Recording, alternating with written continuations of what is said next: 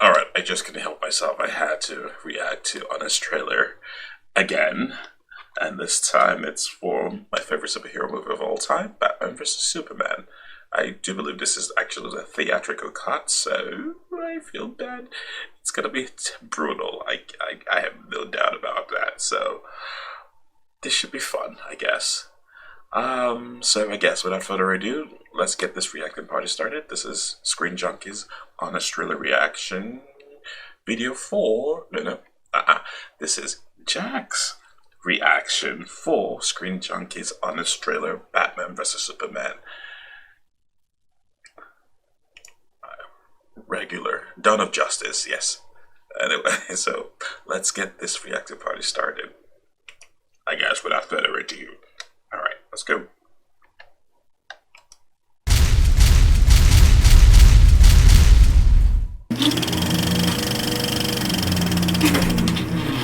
From Zack Snyder and his accurately named production company comes the blockbuster that united the world's two biggest superheroes and divided everyone else. Batman v Superman, Dawn of Justice. Get ready for the battle of the century between critics and fans that had the movie's most rabid supporters sending out death threats, while its harshest critics refused to admit that anything about it was cool, even though you'd be lying if you thought this wasn't awesome. I know. And this wasn't ridiculous. Save Martha!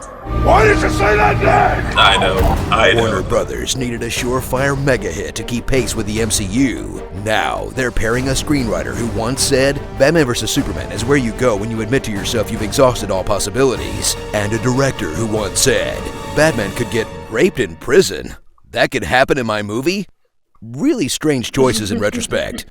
You were promised the dawn of the Justice League, and they delivered an email attachment as the DC Extended Universe kicks off with a folder of low-res QuickTime videos. Who designed the logos? Leaving audiences with a cool new Batman movie, trapped inside a boring, convoluted Superman sequel, trapped inside whatever cartoon Lex Luthor is from.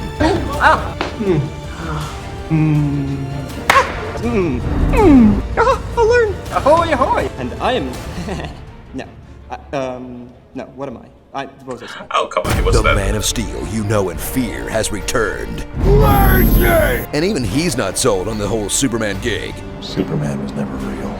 Witness the hero who once stood for truth, justice, and the American way stand for brooding, moping, and wondering why he even bothers, as the film's main character has nothing to do but silently look constipated, get horrible pep talks from his parents, Be anything they need you to be, or be none of it. suck at his job, Who's that?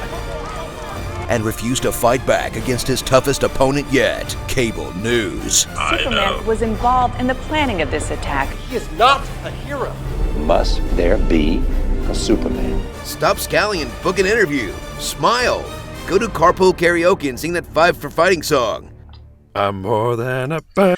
Oh, come on. I mean, this is a whole different type of... This is a whole different type of Superman, I guess. On the screen, it's very different from what you expect. It's sort of a more, in my opinion, realistic take on what would happen if a superpower being actually shows up in this day and time, with how cynical the world is, and with the proliferation of social media and all those things. So you're bound to get really, really whatever. And obviously, Superman. I can't believe I'm actually trying to defend this right now. And Superman, basically, he's being trolled, more or less, by a lot of people. So that's bound to mess with your psyche, man. So that's basically what's going on. I really love it. I love the potential. I saw the extended cut, which pissed me off because that was actually brilliant. And it would have actually, even if it had gotten an R-rated, even though it was an R-rated version of it, it would have actually done better than what the theatrical cut that was actually released, because that was cut poorly, very badly. The connective tissues between each scene were missing, which made it a giant mess. And yes, Clark Kent Superman was brooding most of the time, so it's a bit jarring to see when you grow up actually watching Christopher Reeve's version, and to an extent Brandon Routh's version, they're a little bit on the more positive side, which, to be honest, I guess based on the timeline is sort of understandable as compared to now. It's like being a superhero it's tough. It's a tough gig, you know. I'm more than a plane. But my God, he's still a beefcake. Those abs are so good, you won't even notice how fake those eggs are. Watch Zack Snyder prove once and for all that the hero he really wanted to make movies about is this guy. Or at least his weird murdery fanfic version.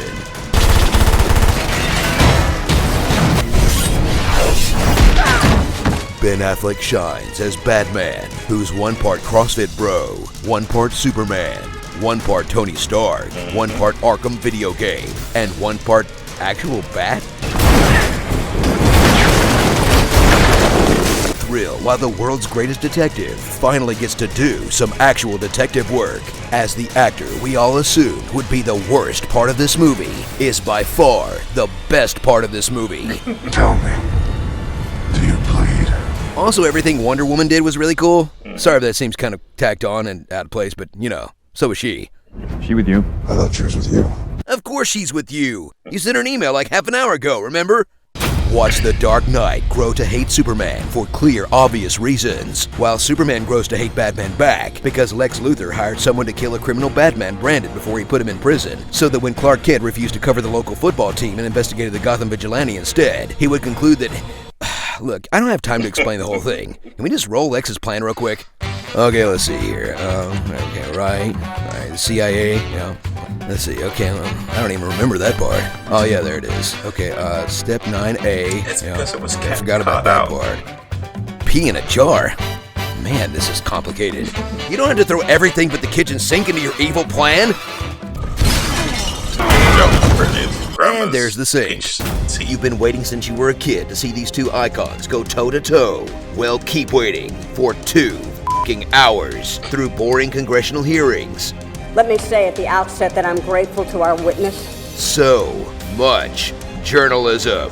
Why aren't we covering this? And a semester's worth of intro to philosophy lectures. God is all-powerful. He cannot be all-good. To finally get the awesome fight you were promised in the title.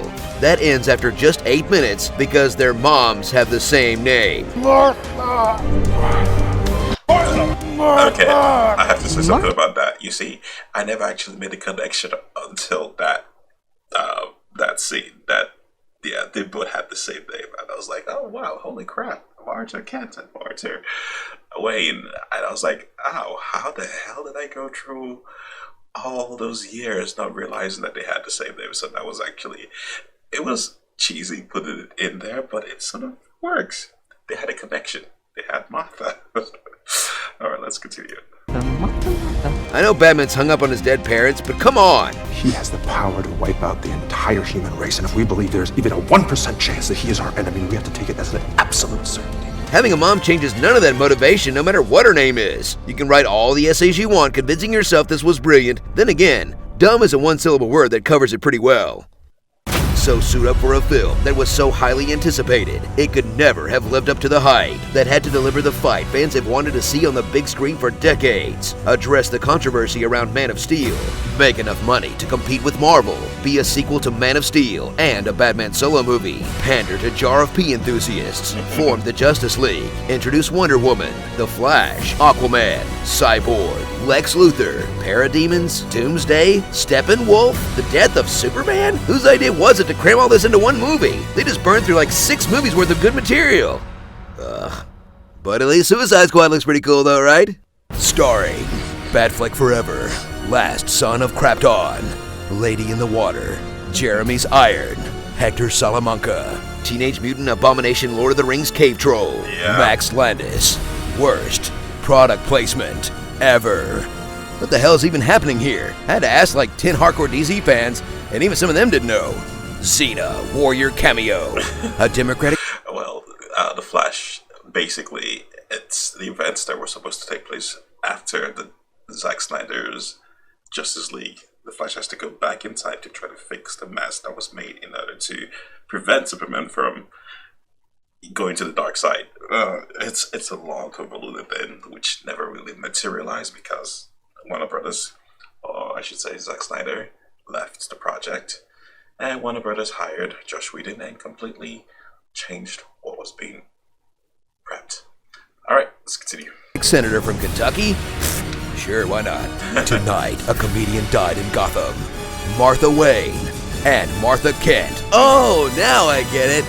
Nope, still dumb. Fans v. Batman v. Superman v. critics v. other fans v. executives v. Zack Snyder v. expectations. Can't do them all justice. How come Dad never left Kansas? You let him die in a tornado, remember?